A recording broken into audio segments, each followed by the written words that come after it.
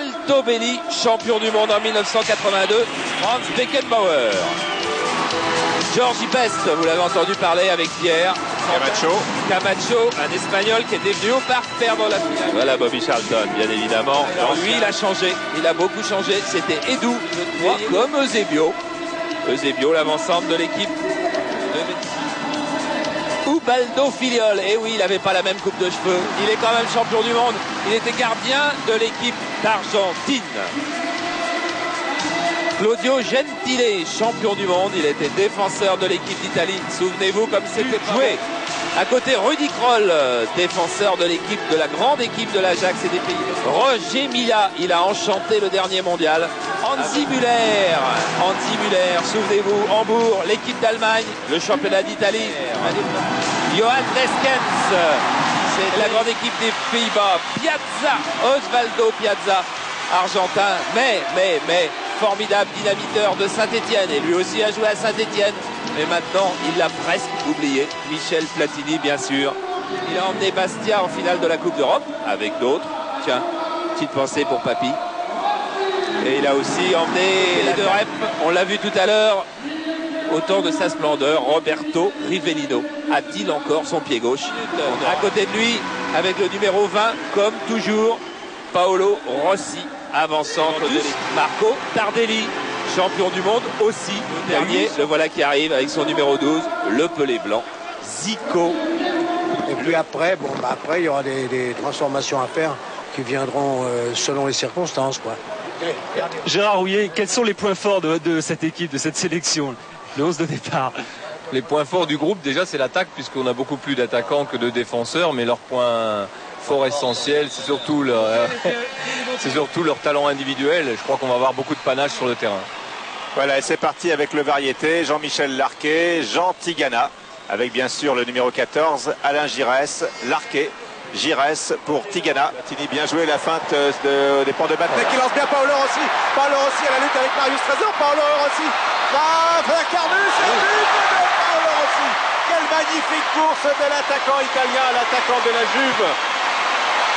Et 1-0, premier but de cette soirée sur une ouverture lumineuse de Michel Platini.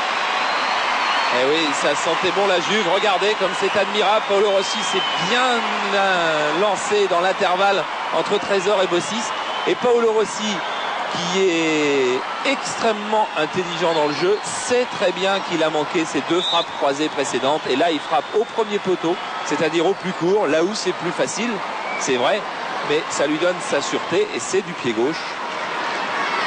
Ça va trop vite. Il l'avait déjà fait, je crois, l'équipe des variétés. Et voilà Giresse. Et voilà Giresse qui marque l'égalisation d'Alain Giresse. Et magnifique égalisation. Très beau coup de patte de Gigi. Un partout. But de Paolo Rossi pour la sélection mondiale. Égalisation d'Alain Giresse. Et Alain Giresse, on a l'impression qu'il est là depuis toujours. Regardez comme il s'infiltre bien. Piazza fait pas de faute. Dassayev sort et il est un petit peu juste. On a l'impression qu'il jouait la saison dernière, Alain Giresse. Alain Giresse, il a 39 ans. Tout de même. Et pendant ce temps-là, changement de gardien aux variétés avec l'entrée de Dominique Dropsy. Ah bon. Et voilà Platini qui part cette fois-ci. Et qui va peut-être donner, oui, il donne le deuxième but. Il ne va pas rentrer. Il est rentré, il est signé Roger Milla. Voilà, Platini, Milla. Et petite balle piquée de Roger Milla, tout heureux, qui nous a demandé dès la fin du match une cassette pour ramener au Cameroun et montrer là-bas à tous ceux qui en ont fait une idole, qui jouent toujours au ballon et bien au ballon. Petite pichenette par-dessus Dominique. Il faut l'accompagner. Et derrière, non. Il y a tellement plus de plaisir à la regarder rentrer comme ça. C'est admirablement fait. C'est vrai qu'il pourrait la frapper, mais non, il est mieux la laisser courir. Rudi Kroll qui est le dernier Européen à avoir joué à Naples avant Laurent Blanc. Tigana et but de Gérard Janvion. Avec un bon travail de Tigana dans la surface, la sélection mondiale pensait que Tigana s'était aidé de la main. Eh bien non. Tigana va même pouvoir sortir. Voilà.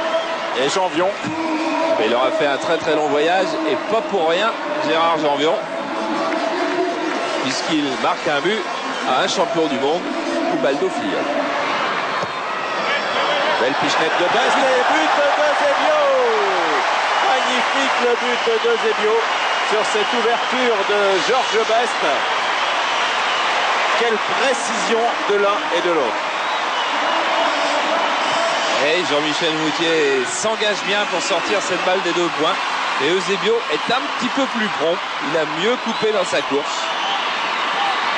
Eusebio, il a gagné la Coupe d'Europe des clubs champions en 62, en 65, en 68. 11 titres de champion du Portugal.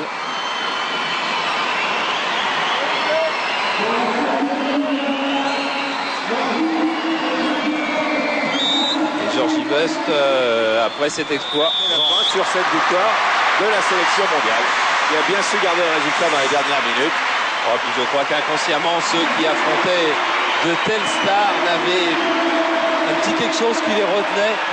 On n'a pas envie de battre une équipe où il y a Copa, où il y a Eusebio, où il y a Rivellino, où il y a Platini, où il y a Beckenbauer, où il y a Neskens, où il y a Paolo Rossi, où il y a Zico. On a envie de leur serrer la main. Voilà, regardez, Girard, Pécou, Rouillet, ils sont très très heureux de serrer la main à des joueurs comme ceux qui viennent d'affronter. Et fiers d'être de cette, même si c'est un cliché, de cette grande famille du football qui était ce soir à son zénith, tout simplement.